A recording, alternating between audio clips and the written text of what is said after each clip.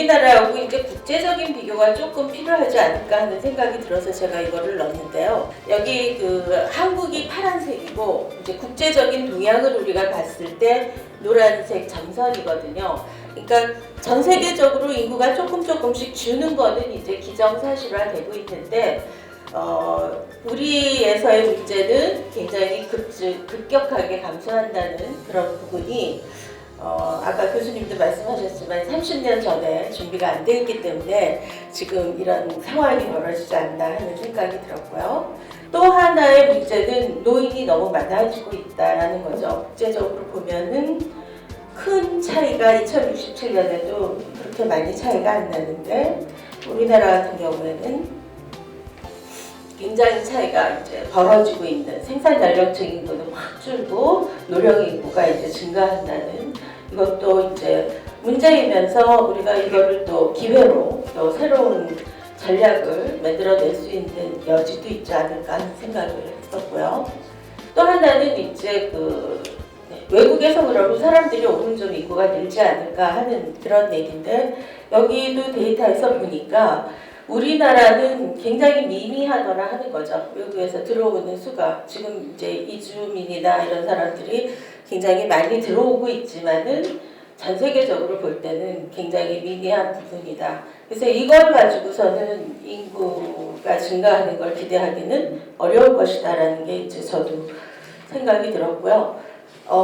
요새 이제 가치관의 변화라는 말을 굉장히 많이 하잖아요. 근데 거기서 이제 여성의 역할 굉장히 중요하다고 생각이 되는데 저도 해마다 이제 강의 시간에 학생들한테 이제 결혼을 할 것인가 아니면은 이제 결혼 후 자녀를 낳을 것인가 근데 해마다 너무 당연하게 손을 번쩍번쩍 드는 학생들이 기하급수적으로 늘더라고요. 그래서 이게 정말 뭐가 문제가 있기는 있구나라는 생각이 들었어요. 저도 이제 교육을 하는 입장에서.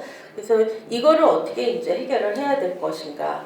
우리가 그렇다고 그냥 그동안 해왔던 정책을 그대로 해갖고서는 계속 보태고 그때 그냥 땜질하는 식의 정책만 해서 이게 해결이 될 것이냐.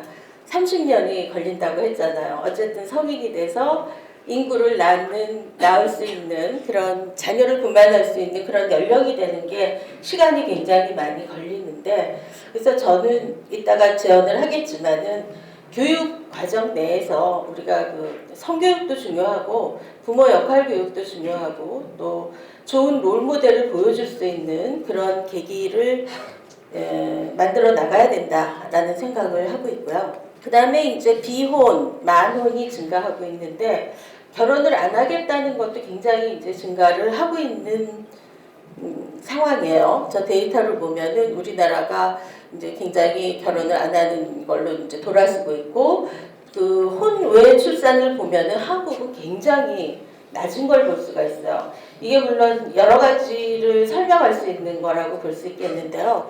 혼외 출산을 했을 때 자녀를 키우기가 어려운 부분도 있을 것이고 또 완전한 가정에서 자녀를 키워야 된다는 우리의 의식도 있을 것이고 다양한 영향이 이제 있을 것이지만은 이거를 보면은 결혼을 시켜야지 애를 낳겠구나라는 게 여기서 나오지 않나 하는 생각이 들었고요. 그다음에 이제 만혼 현상은 굉장히 이제 증가되고 있는 그런. 근데 이제 늦게 결혼을 하면 저도 이제 옛날에 학교 다닐 때 교수님들께서 말씀하실 때 30대 이전에 자녀를 낳아야 그래야 서울대를 가더라 이제 이런 얘기 많이 하셨어요. 그러니까 지덕체를 겸비한 건강한 자녀를 분만할 수 있다라는 게 이제 기본 가정인데 이미 좀 성능이 안 좋아진 상태에서 자녀를 분만하기 때문에 이 태어난 아이들이 정말 자기의 포텐셜을 충분히 발휘하면서 살아갈 수 있을까 하는 거에도 조금 우리가 집중을 해야 되지 않을까. 요새 난임도 많지만은 임신분만 합병증이 병원에 가서 보면은 옛날에 안 보였던 증상을 갖고 정말 태어나자마자 수술하고 이런 애들 굉장히 많아지고 있거든요. 이것도 하나의 중요한 문제가 아닌가 하는 생각을 해봤습니다. 그 다음에 이제 우리나라 M커브가 다른 나라에 비해서 굉장히 경력 단절이 많이 되니까 이것도 굉장히 중요한 부분 중에 하나가 아닌가 하는 생각이 들어요. 그래서 가치관도 바뀌었고 내가 계속 발전하고 싶지 경력을 단절시키기 쉽지 않다는 그런 욕구가 강하기 때문에 결혼을 안 하고 또 결혼을 해도 자녀를 분만하지 않고 하지 않는가 이런 생각이 들었어요. 그래서 이거는 요새 이제 국가적으로도 많이 서포트를 하려고 하는 그런 부분이라고 생각이 들고요. 우리나라는 아직도 N커브를 그리고 있다라는 것이고, 그 다음에 이제 제가 강조하고 싶은 건 저도 이제 간호학과 교수이기 때문에 요새 학생들을 보면은 아까 교수님도 말씀하셨지만은 성욕구를 충족을 안 하고 살진 않아요. 절대 금욕을 하진 않는다는 거죠. 제가 듣기는 고등학교 때부터 성관계를 하는 것 같더라고요.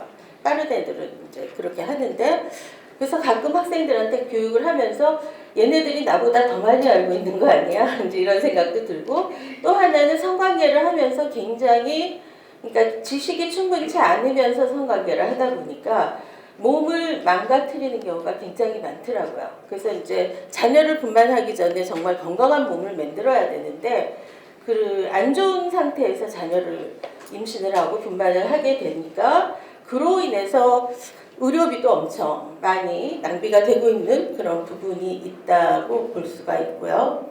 그러다 보니까 인공유산 뭐 임신을 안 해서 난리지만은 또 인공유산율은 생각보다 줄지 않고 있거든요. 그렇기 때문에 이런 부분을 되도록이면 인공유산 안 하면서 뭐 건강한 몸을 갖고 나중에 이제 필요할 때 자녀를 분만할 수 있는 그러한 어떤 사회적 분위기 이런 거를 조성을 좀 해야 되지 않는가. 그러면서 뭐 이제 편부모, 기아, 아동학대 이런 것도 굉장히 심각한 문제로 태어난 아이들도 제대로 대접을 못 받고 또 부모들이 잘못해서 문제가 생기는 이런 부분도 있어서 이것도 제가 노란색 하나가 전부 한 꼭지별로 전부 우리가 고민을 해야 될 부분이 아닌가 그렇게 저는 생각이 들었습니다. 그동안의 대응 정책 이런 것들을 보면은 굉장히 재정 지원을 많이 했어요. 그리고 돈으로 해결을 하려는 목적이 굉장히 많았었는데 그렇게 퍼붓고도 해결이 안 됐다는 건 돈이 아니다라는 것이죠. 그래서 달리 이제 접근을 해야 되고 아까 교수님 말씀하셨듯이 좀 거시적으로 우리가 한 발짝 물러서서 좀 더 크게 바라보는 그런 시야가 필요하지 않을까 이런 생각이 들었고요. 대응 방안에서는 제가 이제 하고 싶은 얘기 좀 하고 대전식 얘기 잠깐 하겠습니다. 우리가 그 정규 교육 과정에서 좀 포함을 시켜야 되는데 저는 두 가지로 생각을 했어요. 나우에 대한 문제하고 퓨처에 대한 문제가 두 개가 있어야 될 것 같은데 지금 어쨌든 여건을 조성하고 자녀를 키우기 좋게 만드는 그런 사회를 만드는 것도 굉장히 중요하고요. 또 하나는 우리가 지금 30년 투자해야 됩니다. 여기도. 거의 투자가 안 되고 있고 제대로 교육이 안 이루어지는 부분이 여기에요. 저도 뭐 성교육이나 부모 역할 교육이나 이런 거 하려고 그러면은 별로 필요성을 못 느끼고 그러는 분들도 굉장히 많더라고요. 그래서 근데 이게 이제 인구정책하고 연결을 시켜서 애 낳아야 된다, 저출산이다 이거를 강조하기보다는 자연스럽게 가족이라는 게 굉장히 삶의 안식처도 되고 이거를 통해서 행복의 근원을 찾을 수 있다는 그런 가치관을 심어줄 수 있는 교육이 이제 진행이 돼야 되지 않을까. 뭐 유치원부터 시작해서 좋은 롤모델을 보여줄 수 있는 사회적 여건을 조성을 하고 또 가정을 통해서 무엇인가 항상 가정이 근본 기본 에너지가 된다는 이런 것이 좀 강조되는 그런 분위기를 조성해 나가야지 될 것 같다라고 제가 생각이 들었고요. 대전을 보니까 인구가 자꾸 이제 감소하고 있고 저도 뭐 주변에서 보면은 세종시가 이제 대전보다 집값이 조금 싸고 애들 키우기가 좋다 그래갖고 이제 다들 가는데 최근에 보니까 이제 애들이 학년이 올라가니까 다시 대전으로 오시는 분들도 꽤 있더라고요. 그러니까 그러한 어떤 인구의 성격이나 특성 그거를 잘 파악하는 것도 굉장히 중요한 부분이 아닐까 하는 생각이 들었고요. 그 다음에 이제 연령별 인구에서 보다 보니까는 20대 인구가 꾸준히 증가되고 있는 거예요. 다른 지역에 비해서 대전 지역이 대학이 많습니다. 뭐 대학도 뭐 40몇 개가 없어질 거라고는 하지만은 그래도 대전까지는 아직 좀 세이프하지 않느냐 이런 얘기도 하더라고요. 서울에서 가깝기 때문에 그런 얘기 많이 하는데요. 그 20대 인구들이 공부하고서는 나중에 이제 취업을 딴 지역으로 하게 되면은 사라지는 인구가 되는 거예요. 그래서 지금은 많아 보이지만 전국적으로 이렇게 봐도 20대 인구가 상당히 대전 지역이 딴 지역에 비해서 좀 메리트가 있더라고요. 그러면 이들을 대전에 좀 이렇게 있도록 할 수 있는 그런 방안 이런 것도 모색이 필요하지 않을까 하는 생각을 해봤습니다. 그래서 다른 지역에 비해서 20대 쪽이 이제 그곳이 계속 이렇게 늘어나진다면 인구 피라미드 모양이 바뀌겠죠? 시간이 지날수록. 그래서 그런 생각을 해봤고요. 20대 인구가 대전에 정주토록 하는 방안을 마련해 봐야 되겠다. 저도 그런 생각을 했었는데요.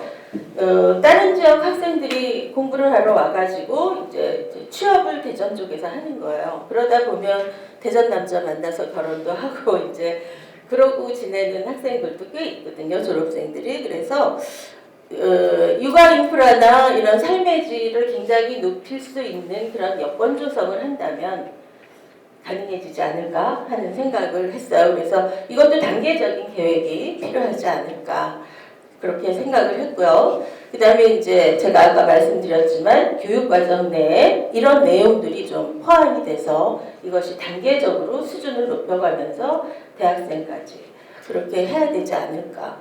그 다음에 이제 고령 인구가 굉장히 많아지고 있고요. 사실 이제 대전시 같은 경우에는 저도 원래 서울이었는데 남편 따라서 세대 때 대전 와가지고 이제 대전 사람이 됐거든요. 그래서 그 대전 지역에 또 연구단지도 있고 그래갖고 이제 은퇴한 과학자들도 많고 그 역량이 있는 사람들이 굉장히 많아요. 노인 연령층에서도.